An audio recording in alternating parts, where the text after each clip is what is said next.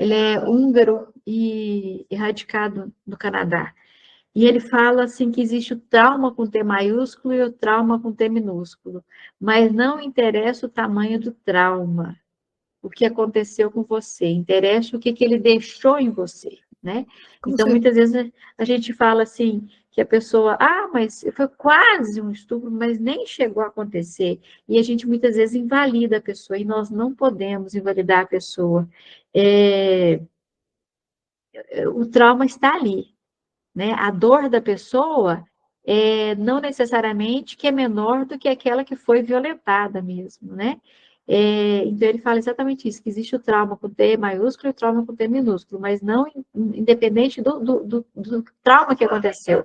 O que interessa é o que o trauma deixou em você, né? Então, quando a gente tem essa questão, e a pessoa se torna, era uma criança, uma moça muito alegre, muito alto astral, muito, né, carinhosa com Deus e o mundo, e de repente ela fica indiferente, ela fica tristonha, ela fica avessa ao carinho, ela rechaça todo e qualquer abraço, beijo, e principalmente ela passa a ter uma aversão ao sexo oposto, é muito novinha.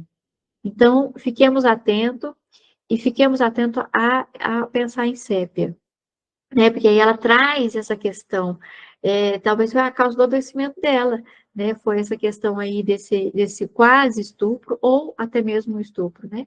E traz essa tristeza, traz essa aversão às pessoas, porque ela deixa de acreditar nas pessoas, né? Cadê a mãe que não me protegeu? Cadê o pai que não me protegeu? E eu crio uma aversão ao sexo oposto, porque o sexo oposto me faz mal, né? Então é um medo muito grande que traz essa tristeza e essa rejeição às pessoas, né? Hereditariedade, sintomas energéticos, mentais, emocionais, físicos, quando é herdado da mãe, nós falamos, né? A mãe na gestação, quando a mãe é sépia, ela pode passar essa energia, né? Essa hereditariedade através da energia da sépia ali, que talvez ela seja uma pessoa mais, né, reticente ao amor, mais avesso aos abraços, ao carinho, e ela passa isso para a criança, e ao nascer também, ela é aquela mãe mais distante, então faz com que essa criança crie uma independência afetiva desde cedo, né, e a gente pode criar essa criança, então. Intoxicação acidental pela ingesta de molusco ou derivados contendo as substâncias de sépia, temor à pobreza, transtorno por fracassos no negócio, perda da ambição, acho que foi mais ou menos dentro dessa área, dentro dessa linha que aconteceu comigo, transtornos por abusos de droga, busca espiritual, onde há supressão das emoções, né? Mulheres, muitas vezes, homens, talvez que não querem se entregar ao amor, não querem se entregar, né, às suas vontades, aos seus desejos, e ele então faz uma busca espiritual e ele tenta suprimir de todas as formas os seus sentimentos, né, até mesmo por abuso de bebidas, de drogas mesmo, para poder tentar suprimir de todas as formas o seu amor não correspondido, a sua sexualidade, até mesmo a sua homossexualidade, talvez, ele tenta suprimir demais, e vai causar o adoecimento, né? E talvez esse é um dos motivos. Traumas de amor, sintomas herdados ou adquiridos relativos a amores não correspondidos de pais, cônjuges, de amigos, podendo ser originários da vida intrauterina, que nós já falamos, né? Ou logo após o nascimento, ou na infância, ou na adolescência, né? A perda de um amor, na adolescência, principalmente, aqueles amores impossíveis, né? Então, talvez a pessoa fale que a partir de agora eu não amo mais ninguém, e se nega realmente a demonstrar o seu amor, a sua capacidade de amar, né? Pessoas desesperadas, desanimadas, pessimistas, muito racionais, pouco calorosas em relação ao sentimento das pessoas e em relação ao mundo, né? Então, tudo isso são causas do adoecimento, mas com foco principal nos traumas, tá, gente? Sintomas físicos, abdômen aumentado, relaxado, que vai trazer esse sintoma desse peso, né, desse sentimento de burn down, manchas marrons no abdômen e também no rosto, peso com a carga no abdômen, aversão à gordura e sal. Gente, interessante a gente falar sobre essa aversão à gordura aqui, ó. Muitas vezes a gente fala assim, você gosta que tipo de comida você gosta? Aí a pessoa vai falar. E ela vai falar assim, eu adoro uma carninha de porco. E você pensa, carne de porco geralmente tem uma gordurinha, né? Então não é sépia. Sépia tem aversão à gordura. Não é que ela tenha aversão ao gosto, gente. Ela tem o estômago mais sensível à gordura. Aí você volta a pergunta: você gosta de uma gordurinha de uma carninha de porco? Tem uma gordurinha? Você importa? Não, não importa, adoro. Mas você come em grande quantidade? Não, não, não, não dou conta de comer muito, não. É um pedacinho e eu estou satisfeito. Porque se eu comer mais, eu vou passar mal. Então, é isso que está dizendo essa versão, tá? Não é que a pessoa não gosta, ela tem uma intolerância, esse estômago é intolerante, ele é frágil, né? Então, é importante a gente ter esse discernimento. E tem pessoas que realmente não gostam mesmo da comida da carninha gordurosa, tá? Pode ter incontinência urinária, ao tossir, ao dar risada ou espirrar, queda de cabelo, piora com as mudanças hormonais, principalmente na entrada da menopausa, dor de cabeça ou as dores de sépia vão ser do lado esquerdo, geralmente, e como diz no livro da Margarete, pode passar de um lado para o outro, né? Então, mas sempre a predominância é do lado esquerdo, mas pode passar de um lado para o outro. E eu queria também falar que sépia sempre vai reclamar, sempre não, mas a grande maioria vai reclamar de uma dor no quadril, tá, gente? Isso é importante também. É uma dor nas costas, no rumo do quadril. Tem essa dor aí de sépia.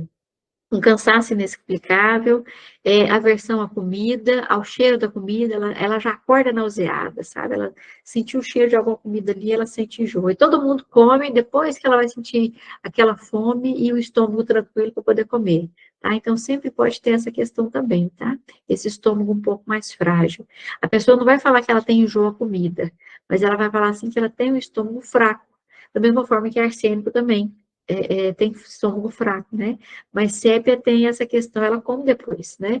E o arsênico não, ele come e ele vomita, né? Ele tem a diarreia. Sépia não necessariamente que ela vai ter a diarreia e o vômito logo em seguida, da mesma forma que arsênico. Ela tem um enjoo dessa comida, mas mais tarde ela come. E aí não acontece nada, né? Tem uma sensação de um estômago vazio. E ela come. Depois do almoço, ela fala assim, meu estômago, eu estou sentindo que parece que ele está vazio ainda, parece que eu não enchi o suficiente. É uma característica também de sépia. Sempre tem sempre sente esse vazio, né? E aí esse vazio, ele é muito amplo, tá, gente? É um vazio no estômago, que é um vazio de ser humano também, é um sentir-se vazio, tá? Náusea e vômito durante a gravidez, piora pelo cheiro da comida, da mesma forma que Nux também é trabalhado para as grávidas, né? Mas a grávida de Nux é diferente da sépia. A sépia é aquela grávida que tá adorando ser mãe, mas ela está sofrendo com a gestação. Porque tudo está incomodado ela, né? Ela sente a barriga muito pesada, ela sente o enjoo, a criança encosta na barriga dela, né, ali no útero, na parede do útero, ela sente dor.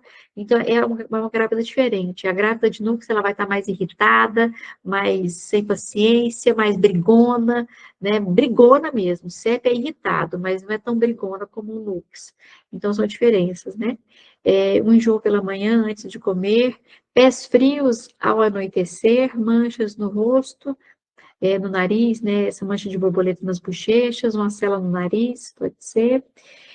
Dentro dos sintomas físicos ainda, geralmente são pessoas friorentas, o sexo para ela é algo doloroso, o colo do útero é fechado, né? Então dificulta o trabalho de parto, então são aqueles partos difíceis mesmo, né?